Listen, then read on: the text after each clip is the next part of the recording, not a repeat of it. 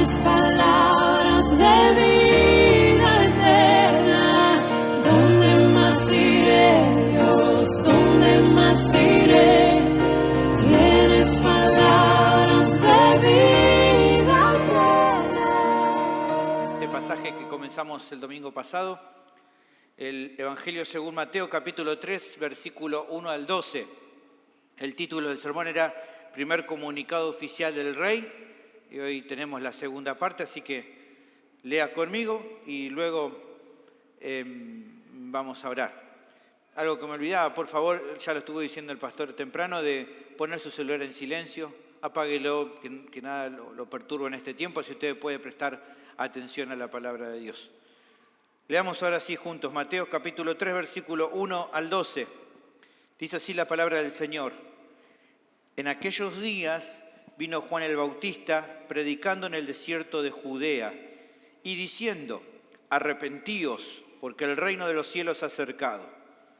Pues este es aquel de quien habló el profeta Isaías cuando dijo, voz del que clama en el desierto, preparad el camino del Señor, enderezad sus sendas.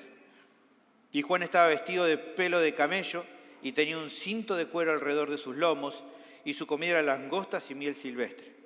Y salía él Jerusalén y toda Judea y toda la provincia de alrededor del Jordán.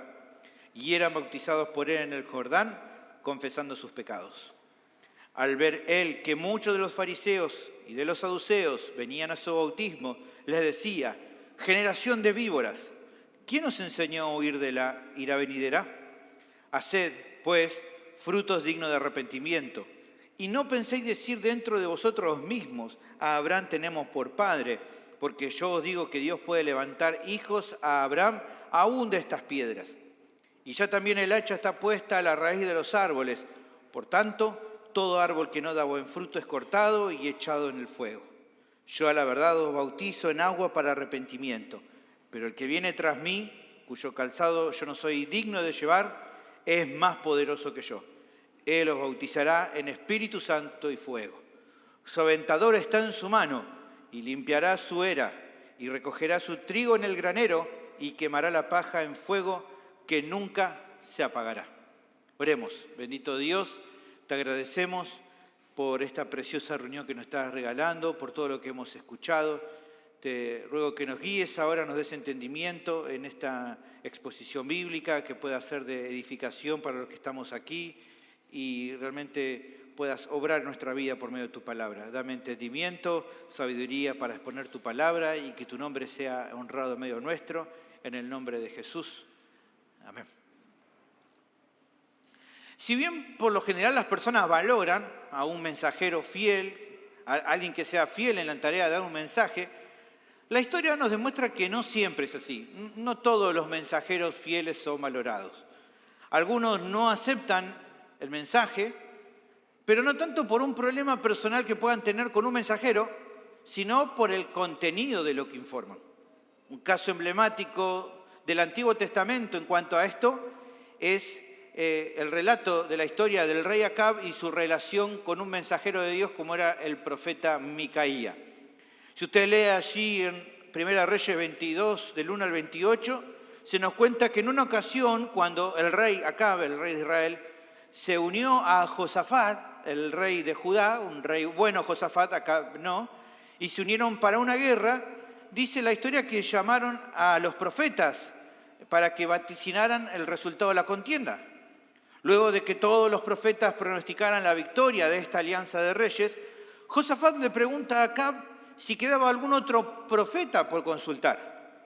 Si usted lee la historia va a encontrar allí que en un momento él le dice algo más o menos así, bueno, mirá, queda un profeta, pero no lo mandé a llamar porque siempre me da malos mensajes. O sea, estamos hablando de este profeta que se llamaba Micaía. Y no es que Micaía odiaba a Acab y por eso, como diríamos nosotros, siempre le tiraba palos, siempre le tiraba malas noticias.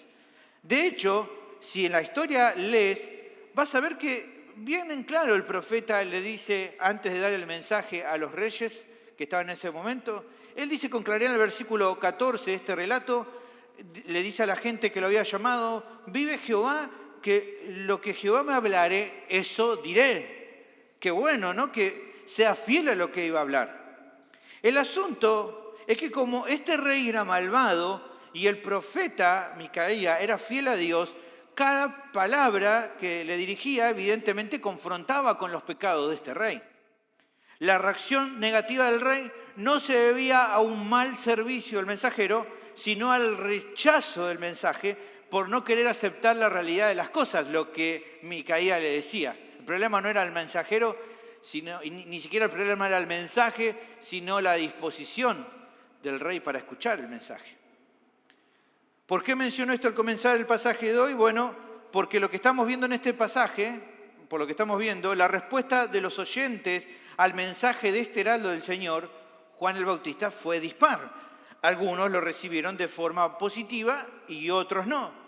Pero esto no se debía a que el mensaje fuera errado o que la labor del mensaje fuera inadecuada. No tenía que ver con el mensajero ni el mensaje sí, sino que como en el caso del rey Acab que antes mencionaba, todo se trataba de la disposición del corazón de las personas a aceptar las cosas tal como Juan le estaba anunciando o no aceptarlas. El problema no estaba nuevamente en el mensajero ni en el mensaje, sino en los corazones de las personas que escuchaban el mensaje. El Señor envió información clara por medio de Juan. Como estamos viendo, este mensaje era para todos. ¿De qué constaba? Bueno, ya vimos la semana pasada el primer aspecto, que era, de acuerdo a este mensaje, que el Señor demandaba que los pecadores se vuelvan a Él, que se convirtieran de sus malos caminos y arrepentidos se humillen ante el Señor. ¿Se acuerdan? Esa era la primera parte, el primer aspecto. También empezamos a considerar el segundo aspecto, el cual vamos a terminar de desarrollar hoy. La segunda parte de este mensaje era que Él sabe que no todos responderán positivamente a su llamado.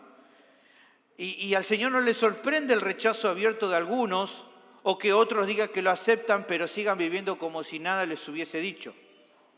Pero también vamos a ver hoy, se va a expresar que tomar la decisión de no aceptar este llamado de manera adecuada traerá aparejado consecuencias muy graves para las personas.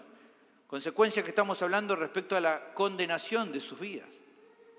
Porque como venimos viendo y vamos a seguir viendo, el Señor no puede ser engañado por nadie. Y por ende, como Él sabe todo y Él es justo, pagará a cada uno según sus obras.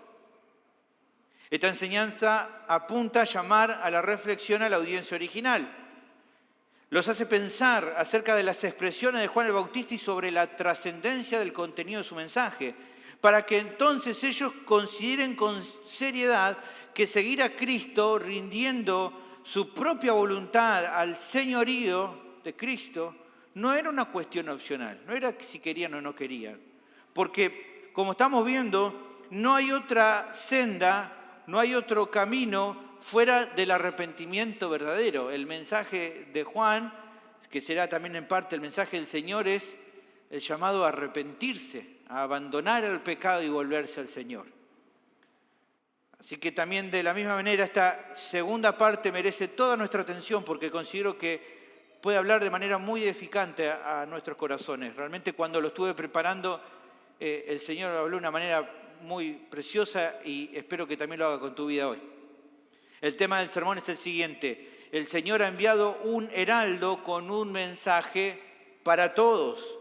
¿De qué consta ese mensaje? Bueno, el pasaje declara 3 aspectos de los cuales hoy vamos a ver, como te dije, los 2 últimos. Nuevamente, reitero, el segundo aspecto, dijimos que Él sabe que no todos responderán positivamente a su llamado. Esto lo vimos del versículo 5 al 10. Luego de mencionar la reacción del pueblo que había salido al desierto a escuchar la predicación de Juan el Bautista, ¿se acuerdan que fue el ser bautizados por él confesando sus pecados?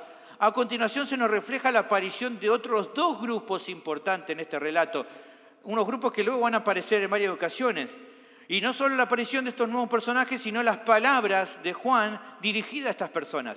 Versículo 7 dice: al ver él, o sea Juan el Bautista, que muchos de los fariseos y de los saduceos venían a su bautismo, les decía: generación de víboras, ¿quién nos enseñó a huir de la ira venidera? Observemos algunos asuntos de esta porción para entender lo que se está presentando. Lo primero, creo yo que es importante, es analizar un poco a estos nuevos personajes en la historia, hacer un pequeño estudio de ellos. Primero, acerca de los fariseos. De los fariseos podemos saber que era una secta de líderes judíos de gran relevancia en Judea.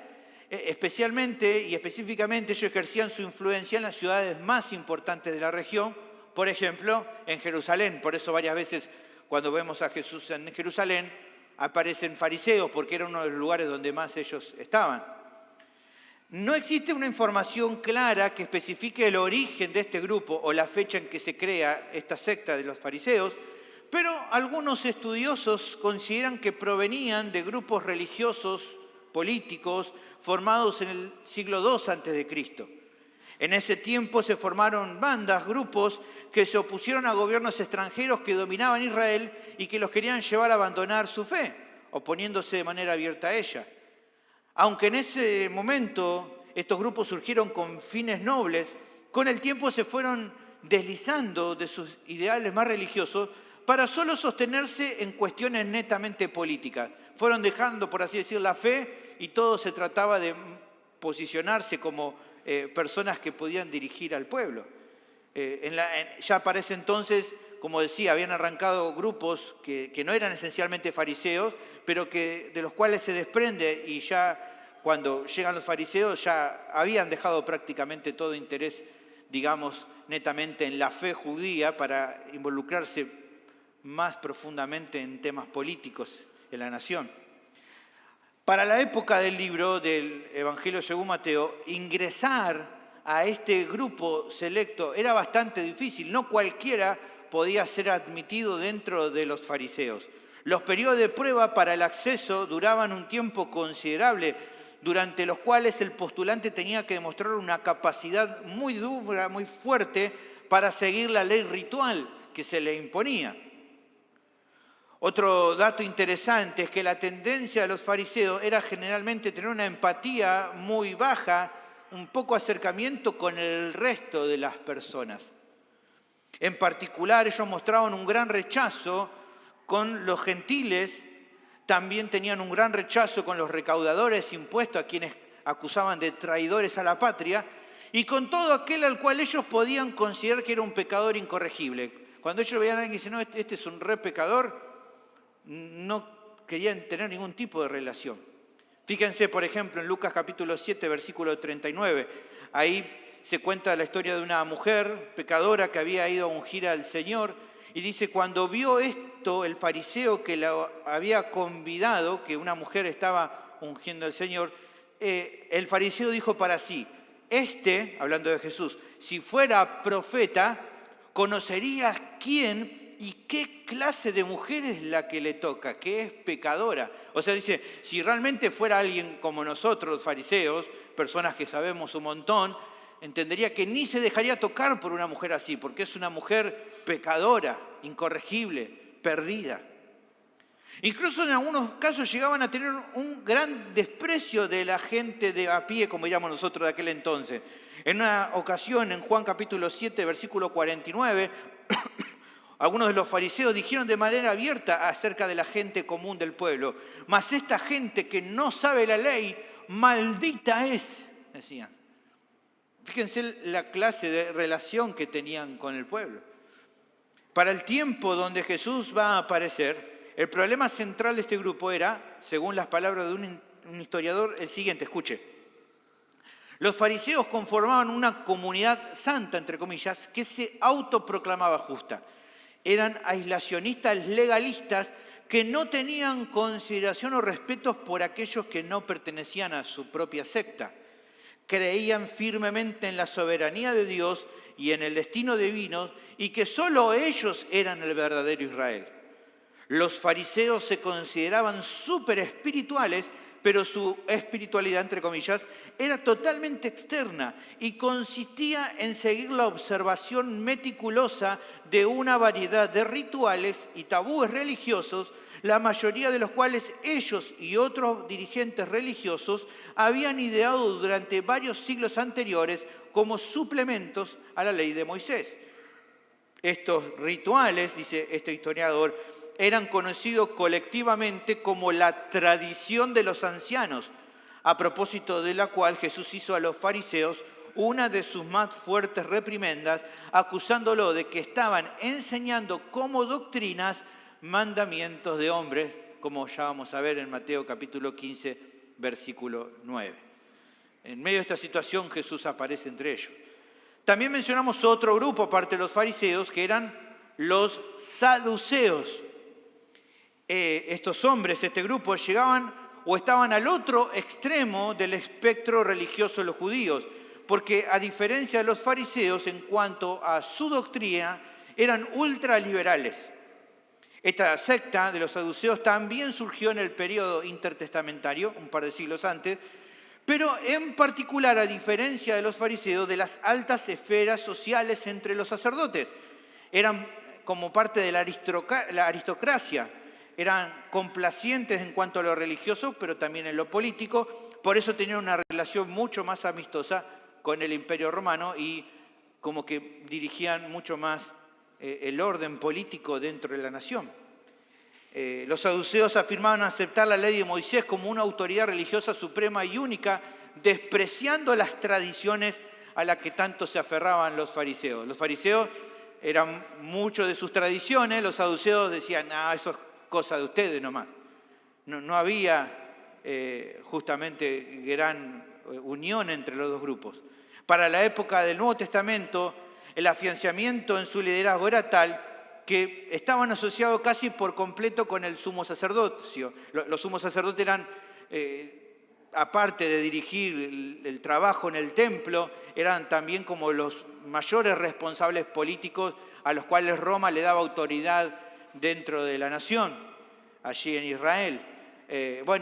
Dentro de ese grupo los que lideraban generalmente el sumo sacerdote y los principales sacerdotes eran saduceos, porque eran los de más plata. Entonces manejaban todo lo que pasaba en aquel tiempo. Fíjese que en Hechos capítulo 5, versículo 17 dice, entonces levantándose el sumo sacerdote y todos los que estaban con él, esto es la secta de los saduceos, se llenarán de celos. Ven que estaban en completa relación. En su desprecio de la doctrina, como tenían los saduceos, llegaban al punto de negar tanto la existencia de los ángeles, tanto también la doctrina de la resurrección, entre otras cosas importantes. No creían que los creyentes, ya sea judíos o dentro de su fe, iban a resucitar. No creían en eso. Tampoco creían en los ángeles. Fíjese que Pablo es muy inteligente y en Hechos capítulo 23, versículo 6, está hablando dentro de un grupo del Sanedrín y ahí había fariseos y saduceos. Y fíjense lo que dice Pablo, es como que todos estaban enfrentándolo a él, pero él dice un par de cosas y hace que ellos se empiecen a pelear. Dice, entonces Pablo, notando que una parte era de saduceos y otra de fariseos, alzó la voz en el concilio, diciendo, varones, hermanos, yo soy fariseo, hijo de fariseo. Acerca de la esperanza y de la resurrección de los muertos se me juzga. Cuando dijo esto, ¿qué pasó? Se produjo disensión, o sea, discusiones fuertes entre los fariseos y los saduceos, y la asamblea se dividió. Claro, porque uno decían, amén a la resurrección, el otro decían, ¿qué resurrección? Porque los saduceos dicen que no hay resurrección, ni ángel, ni espíritu, pero los fariseos afirman estas cosas. Es muy interesante porque luego, más adelante, los fariseos dicen, no encontramos nada malo en este hombre. Claro, se sentían identificados, mientras que los saduceos lo querían matar. Ahora, es solamente detalle, ¿no? Pero bueno, en consecuencia podemos entender que los saduceos, al no creer en la resurrección, ellos vivían solo para el presente. Por eso estaban llenos de tanta ambición, porque entendían de que para ellos todo lo que iban a vivir era en ese tiempo. En comparación también podemos ver que los fariseos eran más en cantidad, mientras que los saduceos eran pocos, como dijimos, por lo general muy ricos, mientras que los fariseos en general tenían oficios más comunes, como carpintero, como gente del campo, eran esas diferencias. Ahora, ¿no? Escuchando todo esto, quizás alguno puede decir, bueno, pero si había tanta disensión, ¿no? que nada que ver uno con otro. Y volviendo a nuestro pasaje, Fíjense que dice, al ver que muchos de los fariseos y de los saduceos, la pregunta que hacemos es, si no se podían ni ver, ¿qué hacen todos juntos? De repente, ¿qué pasó si no se podían ni ver? Bueno, aunque casi no tenía nada que los uniera, un objetivo común que empezó a surgir los llevó a tejer cierta alianza entre ellos, la oposición a Cristo y a sus seguidores, lo cual se empieza a vislumbrar a través de este relato. Empezamos a ver dos grupos completamente antagonistas uniéndose para atacar un objetivo en común. Como diríamos en este tiempo, ¿no? El famoso dicho, no nos une el amor sino el espanto. Bueno, acá había algo de eso. Esta gente no se podía ni ver, pero como tenían un enemigo en común, que era Jesús, Mateo empieza a mostrar que están trabajando juntos. Ahora, lo siguiente también que podemos notar es la actitud de estos dos grupos. Se menciona que llegaron hasta el lugar donde Juan estaba bautizando, así dice el pasaje. En cuanto a ese detalle, algunos comentaristas afirman que aparentemente también querían bautizarse. Otros advierten que solo fueron hasta el lugar, el texto no es muy preciso, pero solamente fueron como para participar en el evento que estaba transcurriendo, pero no para bautizarse, sino como simples espectadores del hecho, ya que eran líderes del pueblo. Es probable, dicen estos eruditos, que se hubiera definido una comisión que vaya a investigar para ver lo que estaba pasando. Como eran líderes, habrán ido. Recuerden que Juan estaba bautizando en el desierto, ahí cerca del Jordán, y ellos todos vivían en Jerusalén, entonces puede ser que haya ido una comisión a investigar. Otros afirman que tal vez, en virtud de saber la buena recepción que el pueblo estaba dando al mensaje de Juan el Bautista, se hayan presentado como haciendo el famoso acto de presencia, o sea, participando del evento, pero sin estar realmente arrepentidos, simplemente para decir, acá estamos, ¿no? Bueno, sea como sea, no tenemos un detalle muy claro, Mateo no es preciso para decir qué es lo que les pasa a estos hombres. Hay algo que sí podemos ver de manera objetiva, porque justamente el mismo Mateo lo resalta, que es que Juan el Bautista discernía que la aparición de estos hombres no era buscando el camino de salvación. No habían venido con ese propósito. Para nada. Y como sabía y había discernido que no era lo que estos hombres querían, buscar el camino de la salvación, es por eso que los amonesta de manera directa y le dice lo que ya hemos leído, generación de víboras. ¿Quién les enseñó a huir de la ira venidera? Esta es una identificación muy fuerte, la cual el mismo Jesús iba a usar luego en Mateo 12:34. Aquí el término generación, que es génema, puede traducirse también como crías, o sea, como descendientes, como hijos, o sea, como hijos de víboras, crías de víboras. Más fuerte, ¿no? Suena todavía. Por otro lado, la palabra víboras, equidna, eran unas serpientes pequeñas que había en aquel tiempo y que Juan conocía porque algunas variedades de estas víboras, de estas serpientes, moraban en el desierto donde él estaba predicando. Ese tipo de víboras eran muy peligrosas porque cuando estaban quietas se mimetizaban con el paisaje al punto de parecer como ramas secas que podían agarrarse de las personas sin que se dieran cuenta, morderlas e inyectarle un veneno mortal. Si usted se acuerda, no lo vamos a leer, pero después recuerda ahí en Hechos capítulo 28, versículo 3, hay algo así que le pasa a Pablo. Una víbora le pica y la gente está esperando que él se muera porque el veneno que tenían era un veneno mortal. Por lo tanto, entonces, al llamar a los fariseos y saduceos generación de víboras, lo que estaba haciendo Juan era utilizar una metáfora para denunciar de manera abierta el peligro de la hipocresía religiosa de estos hombres como una víbora, que no lo apreciás a primera vista, que al igual entonces que esas víboras podían pasar inadvertido hasta que dañara severamente a los demás por medio de su veneno, que era esa hipocresía religiosa que tenía. Ahora, manteniendo la analogía de las víboras, Juan hace esa pregunta llamativa: ¿quién nos enseñó a huir de la ira venidera? Generación de víboras. ¿Por qué digo que aquí mantienen la analogía? Bueno, porque como si se trataran de víboras huyendo del fuego, De alguna manera Juan indicaba que era un error que vinieran a él buscando escapar del juicio divino que vendría. Usted sabe, cuando enciende un fuego, los animales empiezan a correr, las víboras empiezan a salir y él está diciendo, ustedes vienen a escapar como víbora, ¿no? Como diríamos en nuestro tiempo, huyen como rata. Bueno, acá eran como víbora, no se usaba la manera de hablar de nosotros. Pero realmente ellos estaban solo mostrando una pantalla de una supuesta búsqueda de Dios. Pero todavía su corazón estaba lejos del Señor. Por lo tanto, esta manera de creer, de querer escapar, no servía de nada. Para cualquiera que considerara el bautismo de Juan como una vía de escape, como un medio de asegurarse la vida eterna, le estaba atribuyendo a ese ritual un poder que no poseía. Por eso, si ustedes vienen, no es esta la manera en que van a escapar. El único camino por el cual podían escapar de la ira venidera era el que Juan estaba enseñando, que ya lo estuvimos viendo. Era arrepintiéndose de corazón, confesando el pecado personal y volviéndose con humildad y por medio de la fe al Señor. Quien no se arrepintiera de corazón y aún así fuera a bautizarse, lo único que hizo fue meterse y darse un chapuzón y nada más. No se puede buscar salvación en otro lugar que no te lo puede dar.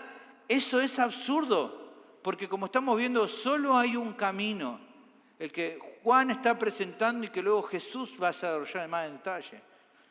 Por eso, a continuación, el heraldo les vuelve a indicar cuál era la única forma en la cual podían huir de la ira venidera de verdad.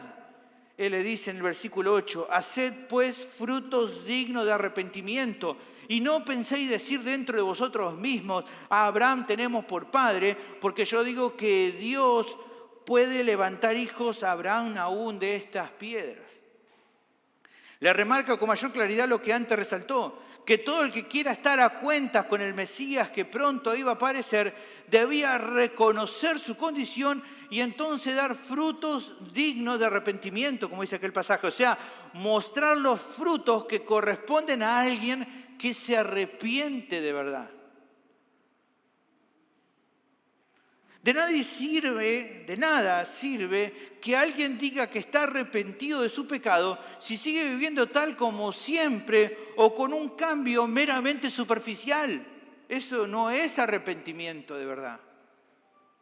O incluso, como en este caso, si en vez de humillarse y confesar la propia bancarrota espiritual, se sigue confiando en que se es salvo por algún mérito personal que se posea, como ser en este caso estos hombres que decían pertenecer al linaje de Abraham. Su confianza era esa, básicamente. Ellos decían, como somos hijos de Abraham, imposible ir al infierno.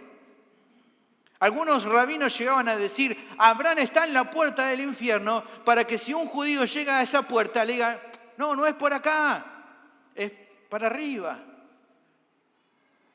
Esto es lo que estos hombres pensaban dentro de sí mismos.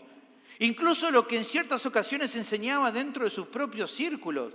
Y por eso Juan se lo dice sin pelos en la lengua. Dejen de pensar para ustedes mismos, a Abraham tenemos por padre como un ancla que le dé seguridad de entrar al cielo.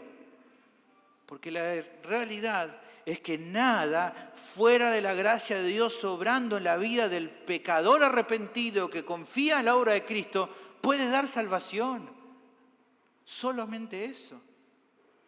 La identificación con el linaje de Abraham no podía darle eso por más que en sus mentes ellos lo imaginaban así. En todo caso, dándole Juan una enseñanza más precisa a través de la exhortación que les hace, les muestra que los hijos de Abraham verdaderos, aquellos que son los que realmente van a ser adoptados en el reino de Dios, no son los que se aferran a su legado de sangre. Esos no son los hijos verdaderos de Abraham que se van a salvar, sino simplemente o solamente los que en cualquier generación se han humillado y han creído de verdad en el Señor. Esos son los verdaderos hijos de Abraham que se van a salvar. Estos son los hijos que reciben las bendiciones prometidas de Abraham. Un poco de esto habló Pablo en Gálatas capítulo 3, versículo 7. Dice, sabed, por tanto, que los que son de fe, estos son hijos de Abraham. Y la Escritura previendo que Dios había de justificar por la fe a los gentiles, dio de antemano la buena nueva a Abraham, diciendo, en ti serán benditas todas las naciones. De modo que los de la fe son bendecidos con el creyente Abraham. No con el judío Abraham, con el creyente Abraham. Esos son los hijos verdaderos de Abraham.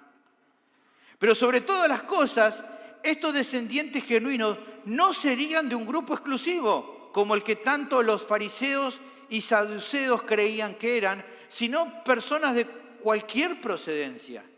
Ya lo hemos hablado esto la vez pasada. Mateo está mostrando de que estos hijos de Abraham, estas personas que iban a ser parte del reino de los cielos, podían venir de cualquier contexto. Y por eso mostró, ¿se acuerdan? El caso de José, de María, personas del pueblo, los magos que eran gentiles, que venían de Oriente, de toda clase. Es por eso que también utilizando una metáfora, Juan les advierte y dicen, dejen de verse ustedes mismos como los únicos hijos de Abraham aptos para entrar al cielo o para que ustedes den acceso a quienes ustedes piensen o quieran. Y entiendan de que Dios puede levantar hijos de Abraham de estas mismas piedras.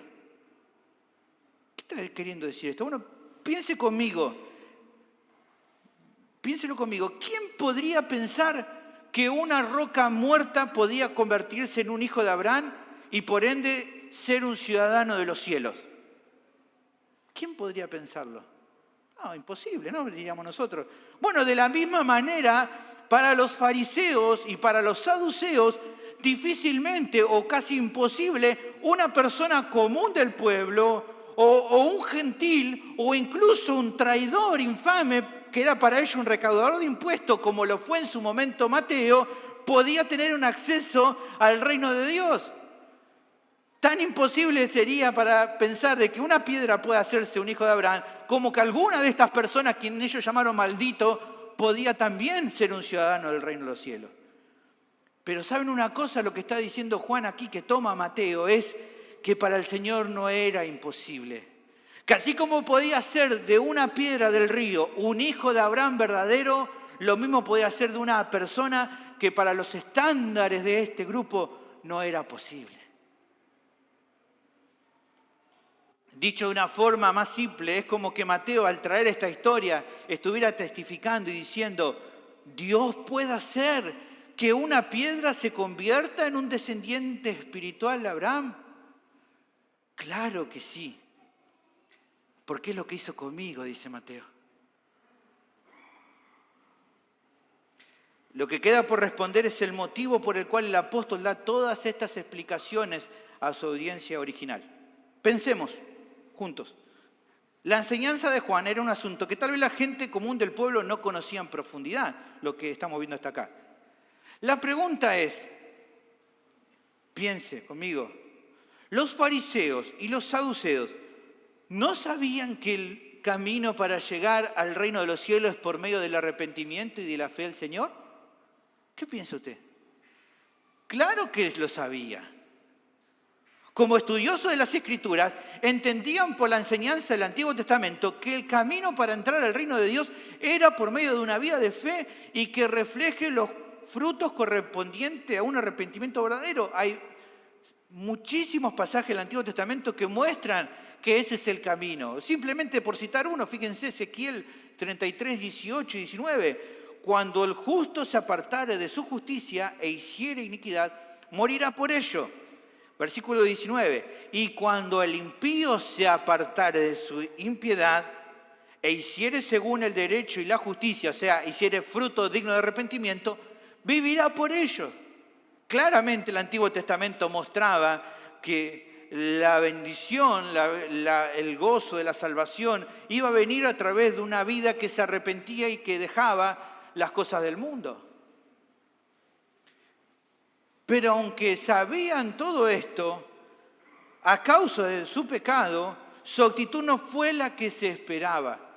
Quizás de la boca para afuera lo afirmaban, pero internamente conservaban un orgullo tal que no les permitía reconocer su bancarrota espiritual.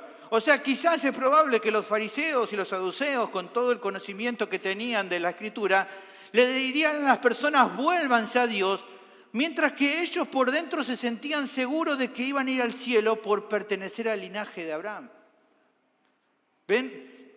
Dirían una cosa de la boca para afuera, pero por dentro, Juan lo está diciendo, ustedes siguen confiando en que van a entrar al cielo porque son del linaje de Abraham. Cuando ustedes saben que no es así, lo saben. ¿Por qué lo hacen? ¿Por qué no reconocen su orgullo y se arrepienten? Pero como decimos nosotros, aunque esta gente andaba de esta manera, quizás mostrando buena enseñanza para afuera, pero en su corazón todavía perdido, que como decimos nosotros, tarde o temprano la hilacha se muestra. Como Dios estaba ausente en sus corazones y solo estaba en sus labios, desde hace tiempo estos grupos habían impuesto sus enseñanzas como mandatos incuestionables para crear como un propio estándar ante el cual ellos mismos se veían justos.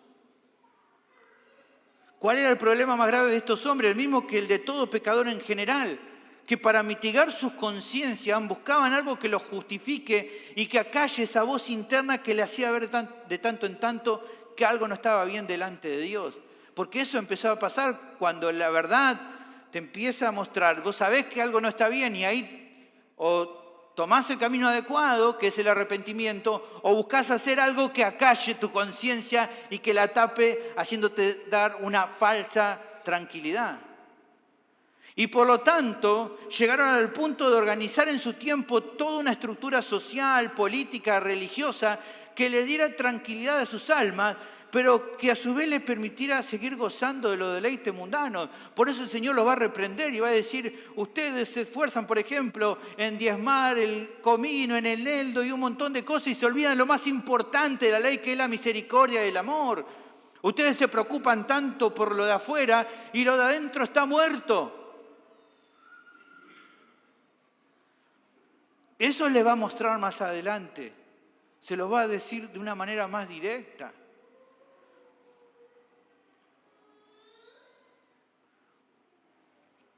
Ellos querían seguir viviendo esta vida y por eso armaron todo lo que armaron para poder seguir disfrutando de los deleites del mundo. Los fariseos, ¿qué buscaban? El reconocimiento de los demás. Que la gente en la calle les dijera rabí, rabí, que la gente en la calle dijera, acá viene el fariseo. Los saduceos buscaban otra cosa, querían seguir en el lujo de sus riquezas. Ahora, ¿qué pasó? Bueno, con la aparición de Juan y luego de Jesús, el reino, por así decirlo, de estos hombres empezó a temblar, porque alguien empezó a sacar a luz lo que había en ellos. Confrontó su opulencia y su hipocresía religiosa, expuso su maldad. Y entonces, como no estaban dispuestos a quedar en evidencia, rechazaron al mensajero, como luego lo harían mucho más explícitamente con Cristo. ¿Por qué? Porque entendieron que Juan el Bautista estaba dándole una noticia aterradora, que luego iban a confirmar, que el rey iba a venir. Y que ese rey, tal como Juan mismo lo estaba adelantando ya en su actitud, sabía de que tanto los fariseos como los saduceos en su mayoría eran unos falsos religiosos.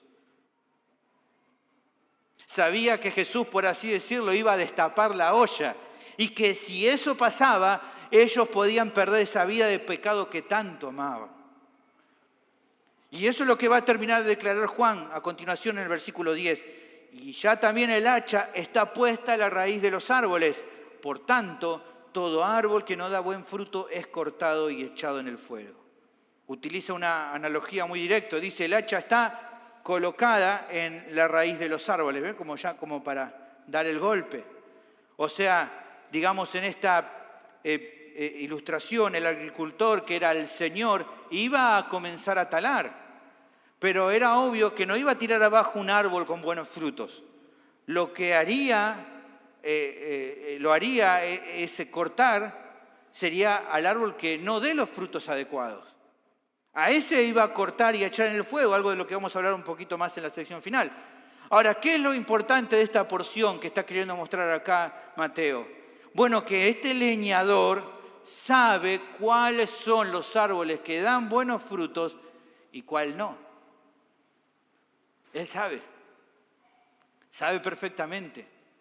Miraba a cada uno y decía, por más que la gente decía, no, este hombre es un gran hombre de Dios, Jesús sabía si era o no era verdad. Porque Jesús sabe todo. Te mira a vos, me mira a mí y sabe específicamente cuál es el árbol bueno y cuál es el árbol malo, por más que acá todos parezcamos árboles buenos.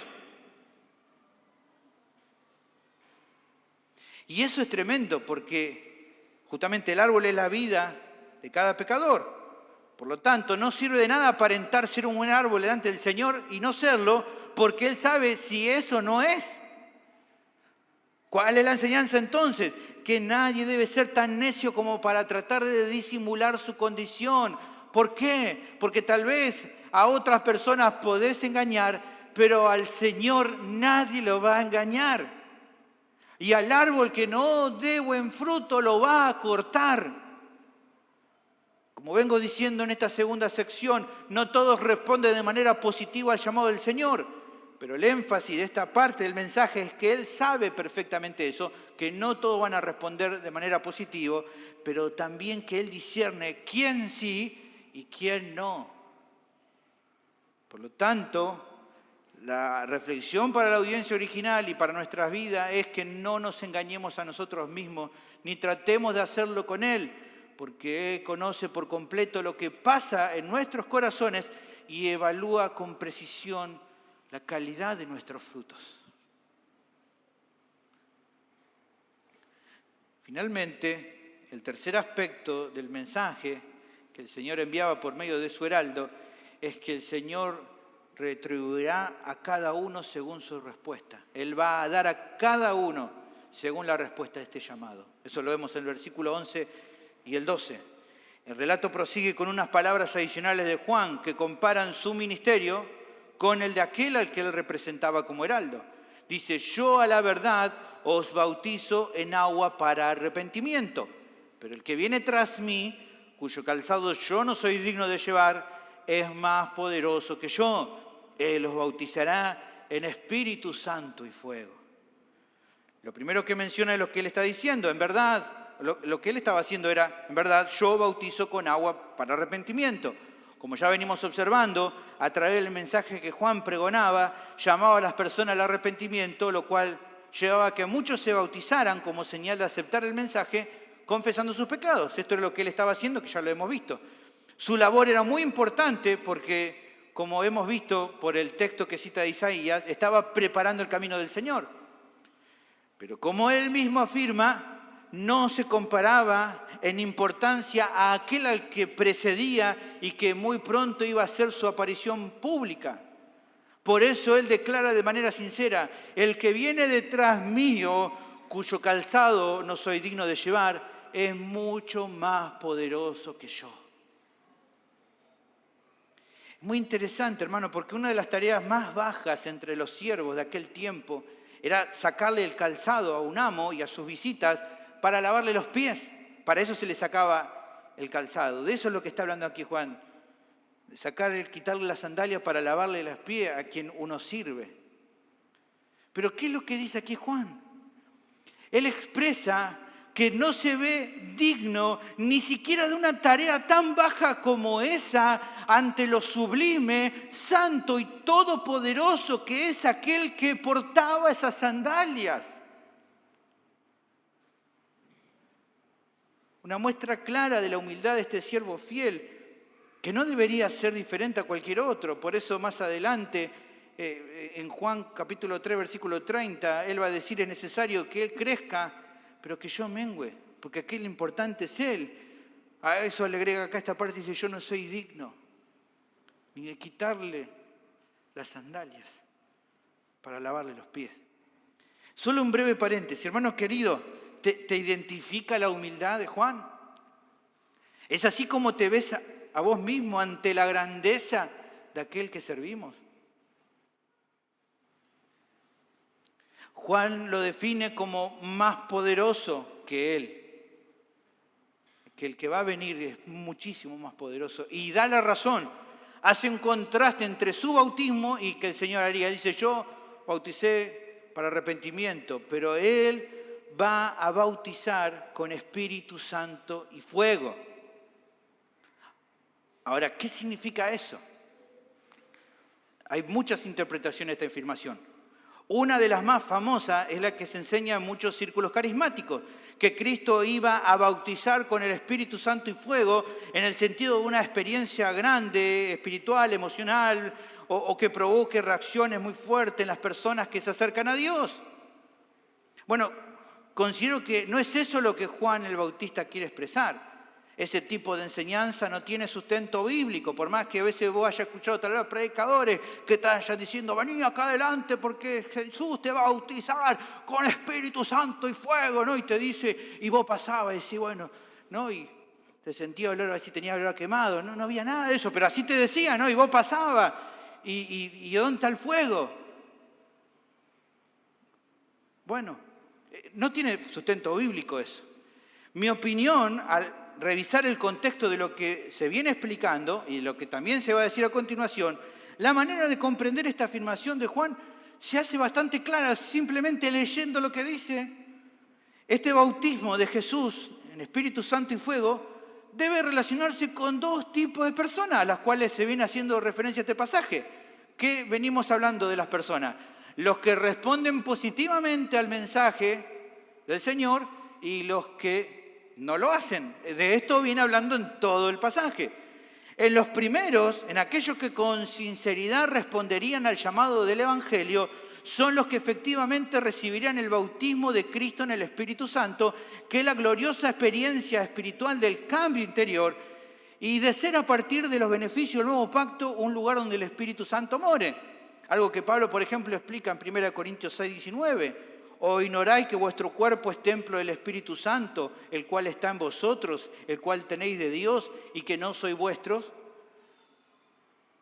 Esto es algo que solo el Señor puede otorgar a su pueblo en virtud de lo que Él ganaría por medio de ellos en su obra redentora, la obra del Espíritu Santo. Por eso, como bien afirma Juan, el Mesías es más poderoso que Él, porque solo Jesús podría hacer esta obra tan grande para aquellos a los cuales se dispuso a salvar. Solamente a través de Jesús es que los creyentes verdaderos reciben el don del Espíritu Santo en sus vidas. Esa nueva vida espiritual que otorga el Espíritu Santo cuando es aplicado en cada creyente. Algo de eso lo hemos visto. Si usted no lo ha escuchado, puede verlo. Ya lo hemos explicado en su momento en Romanos capítulo 8, versículo 2 al 4. Ahí Pablo hace la referencia de la obra del Espíritu Santo que ha producido por medio de Cristo. Dice, porque la ley del Espíritu de vida en Cristo Jesús me ha librado de la ley del pecado de la muerte. Porque lo que era imposible para la ley, por cuanto era débil por la carne, Dios, enviando a su Hijo en semejanza de carne de pecado y a causa del pecado, condenó el pecado en la carne, para que la justicia de la ley se cumpliese en nosotros, que no andamos conforme a la carne, sino conforme al Espíritu. Ahí explica un poco de esta obra que hemos recibido. Y si usted dice, bueno, no entiendo, bueno, vaya luego a YouTube y busque que está el sermón que hemos predicado en su momento sobre ese pasaje.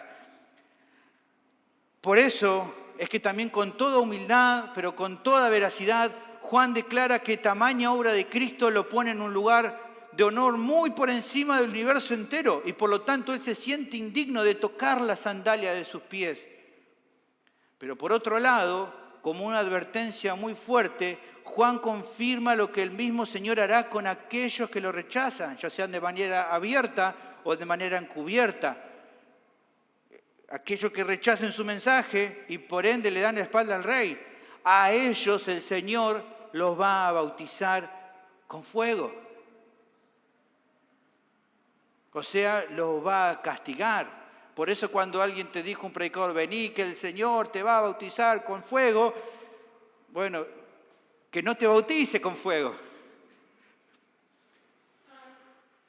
El Señor no va a perdonar la falta de obediencia y la rebeldía al mensaje que Juan presenta y que el mismo Cristo luego va a desarrollar en detalle más adelante.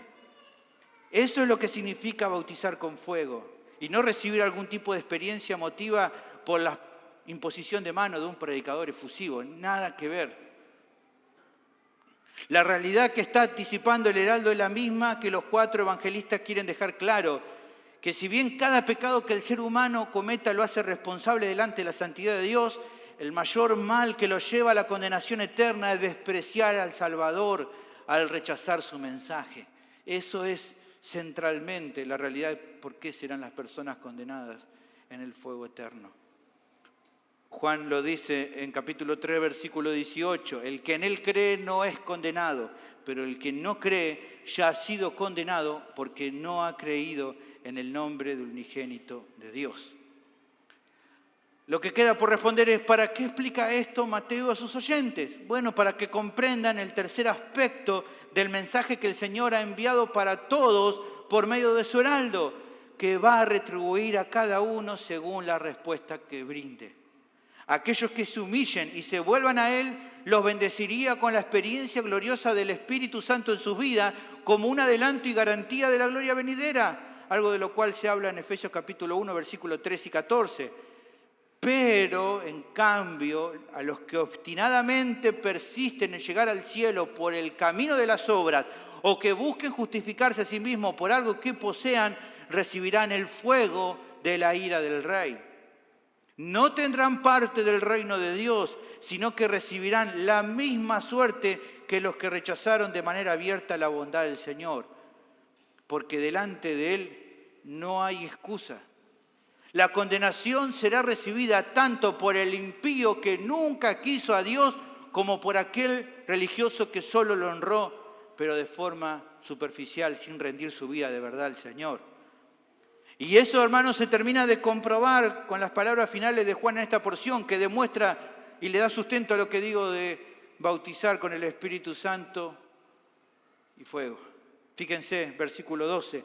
Su aventador está en su mano y limpiará su era y recogerá su trigo en el granero y quemará la paja en el fuego que nunca se apagará. Aquí se utiliza una analogía agrícola. Es bueno, estuve investigando porque hay palabras que uno dice, bueno, ¿qué significa? Se presenta primero un trabajador del campo en el tiempo de la siega, usando o teniendo en la mano, dice, un aventador, o también conocido como bieldo. Así se lo usa en la versión de la Biblia de las Américas, en vez de aventador, bieldo. Como uno dice, ¿qué es eso? Para que tengamos en cuenta, el bieldo o aventador son como esos, ¿vieron como esos tenedores gigantes que vemos en las películas que usaban los granjeros?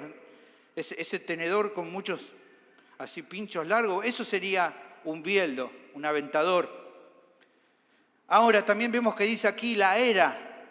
La era se trataba de un espacio dentro del sembradío que era liso y llano, un lugar especial que se dejaba dentro del lugar.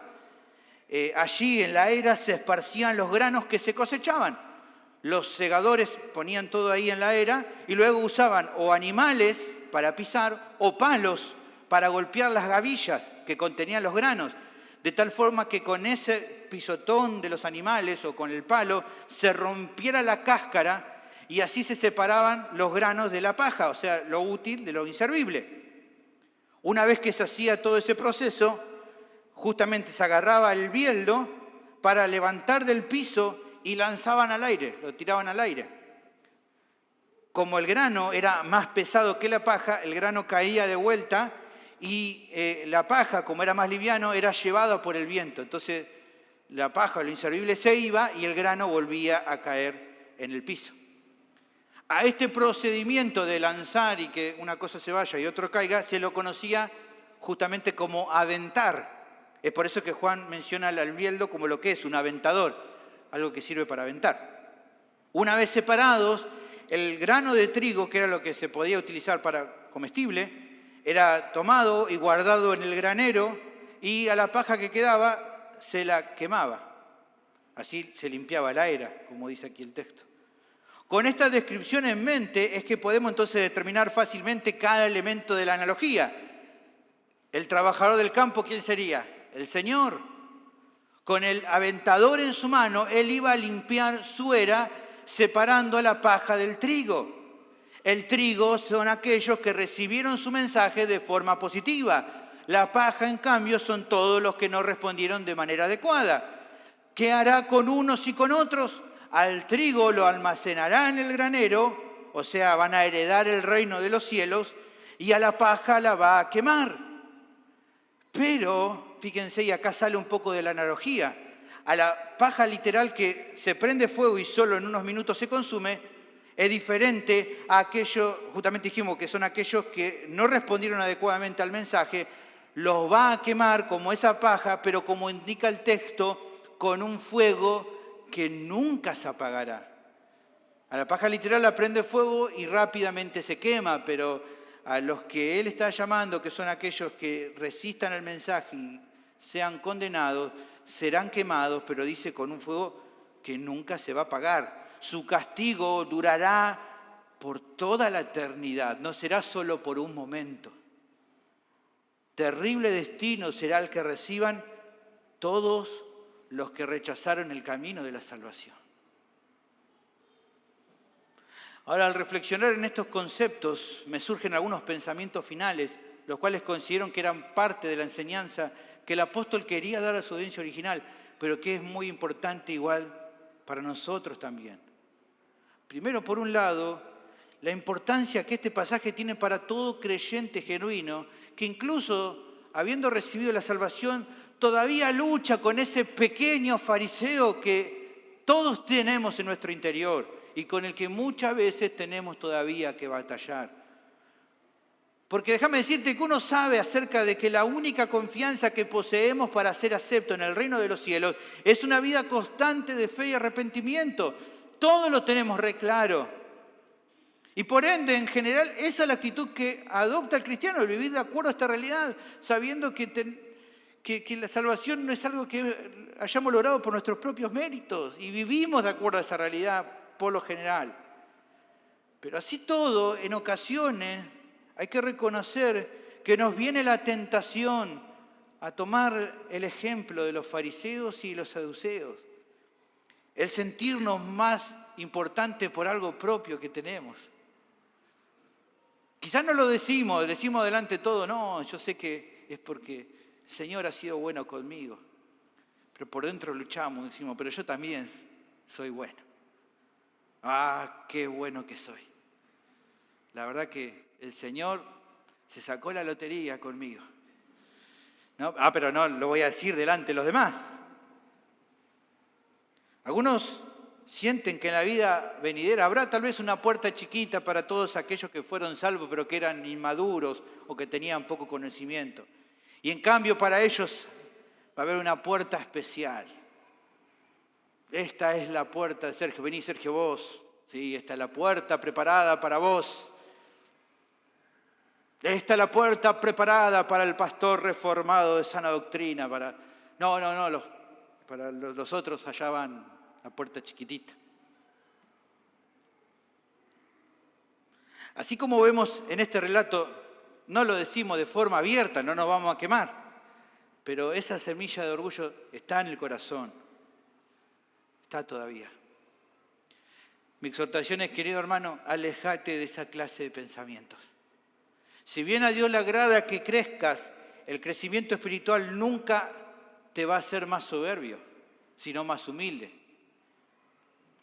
Por ende, si estás viendo en tu vida más soberbio, te estás volviendo más orgulloso, más creído, por más que pienses que estás creciendo, no estás creciendo nada. Porque los hombres más fieles a Dios, su humildad se ve. No tienen que halagarla, anunciarla, se ve.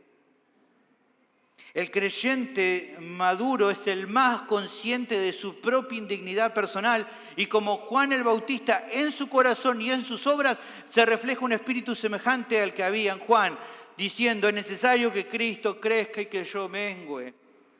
Y mañana cuando entiende más lo que el Señor ha hecho por él, más lo dice, necesario que Cristo crezca y que yo mengüe.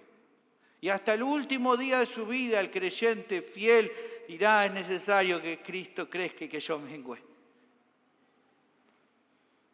Otro siervo que fue muy usado por Dios como Pablo andaba por la senda similar a la de Juan el Bautista. En 1 Corintios 15, 9 y 10 le dice, porque yo soy el más pequeño de los apóstoles, que no soy digno de ser llamado apóstol porque perseguía a la iglesia de Dios.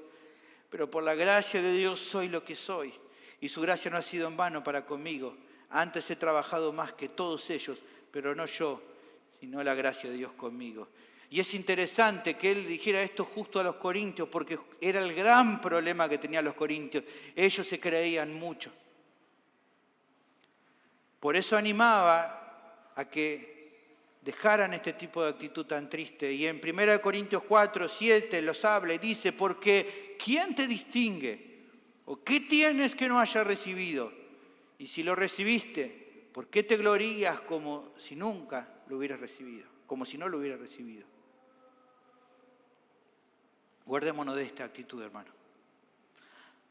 Ahora, otra cuestión que sobresale de lo visto, algo que está mismo acá, es la realidad que también se nos presenta por medio de este pasaje.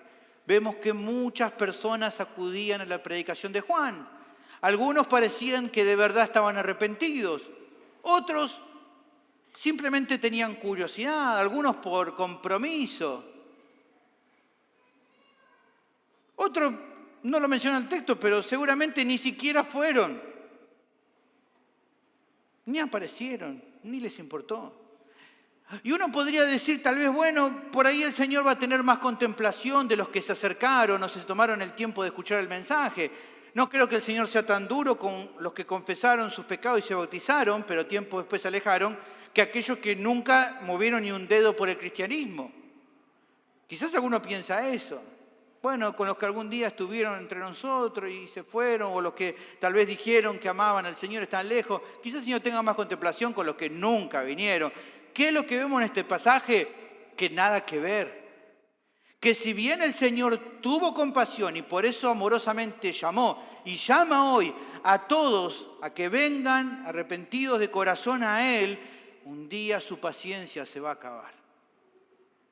Y no solo eso, sino que aunque Él se muestre compasivo, porque no quiere que nadie se pierda, como dice 2 de Pedro 3:9, déjame decirte y tenés que recordar que los que recibirán la gloria eterna son solo los que en este tiempo produzcan frutos dignos de arrepentimiento.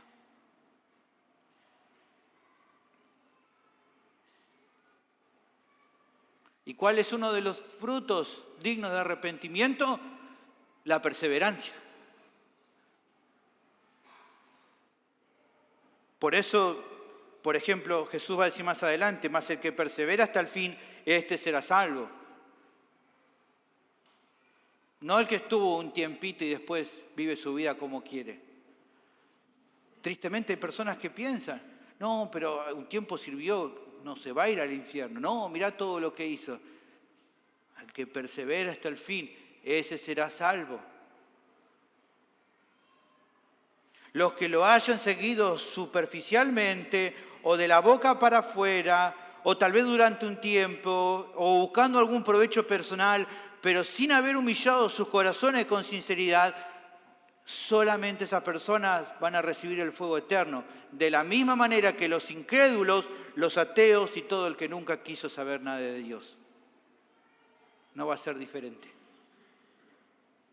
No va a haber más contemplaciones con unos que con otros. Y esta advertencia le cabe igual a la audiencia original como a todo aquel que en esta tarde me escucha y que tal vez hoy sea un seguidor superficial del Señor. Déjame que te diga algo de corazón. No esperes a que Dios sea más contemplativo con vos por no ser igual de malo que otras personas.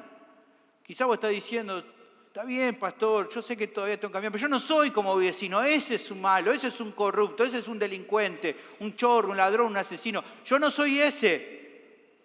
Bueno, el punto es que no es así con Dios. Quizás suene duro, pero es la verdad. Y es preferible escuchar una vez la verdad y no que te mientan en la cara. ¿A Cristo se le sigue de verdad o no se le sigue? No hay medios discípulos de Jesús. O no hay medios inconversos. El apóstol Juan lo dejó bien claro en su primera epístola, Juan capítulo 3, versículo 10. O hay hijos de Dios o hay hijos del diablo. No hay medias cosas acá.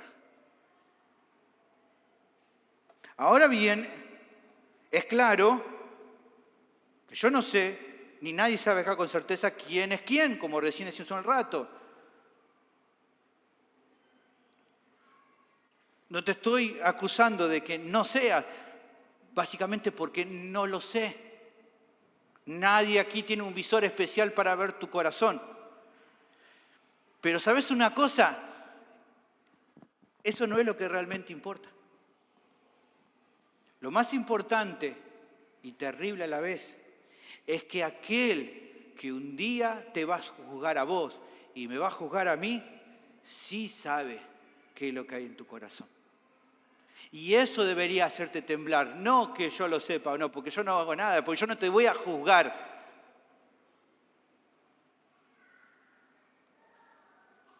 Él ha determinado que los creyentes verdaderos y los que no lo son avancen por la vida. Pero como vimos aquí, un día, muy pronto, Él va a separar a la paja del trigo. Mi pregunta es, ¿dónde pensás que vas a ir vos? ¿Al granero o al fuego eterno? Y tal vez haya alguien que con sinceridad diga, pero ¿y entonces? Si usted, pastor, no tiene cómo determinar qué es mi corazón, ¿cómo puedo saber si soy o no soy? Porque es lo que realmente importa. Bueno, pienso que hay formas de examinar tu corazón. Respondete hoy a vos mismo esta pregunta. ¿Qué fruto ves en tus vidas? Si vos vieras un manzano, lo que vas a ver que son manzanas. Si vos vieras una higuera, lo que verías como frutos son higos. Mi pregunta es, ¿qué notás que reflejan tus frutos? Pero te doy un par de ayudas más, porque, como decía, los domingos en la iglesia todos damos frutos. Pero déjame que te dé un par de ayudas más. Pregúntate vos mismo, ¿cuáles son tus frutos cuando nadie te ve? Cuando solo Dios te está mirando. ¿Vivís de la misma manera que cuando otros te están viendo? Con sinceridad, ¿qué podrían decir de tu vida aquellos que hoy están cerca tuyo y que te conocen? Tu esposa, tu esposo, tus hijos, amigos. Bueno, creo que toda la respuesta que puedas dar a estas preguntas te van a dar una evaluación más clara de lo que hay en tu vida y lo que hay en tu corazón. Si el resultado es concluir que no tenés certeza de que seas salvo, bueno, la buena noticia es que hoy eso puede cambiar. Pero para eso tenés que responder adecuadamente al llamado del Señor. Vení hoy mismo de verdad a Él. Vení hoy mismo. Vení hoy al Señor. Dejá de exponer excusas. Dejá de vivir solo una religiosidad superficial. Sé sincero con Él. Reconoce tu bancarrota espiritual. Humillate delante de su presencia. Porque la promesa bíblica es que si así lo haces, Él va a perdonar tus pecados y te va a dar la vida eterna. Tu vida puede cambiar hoy mismo para siempre. Mi pregunta final es, ¿qué vas a hacer con este llamado? Vení a Jesús. No esperes más.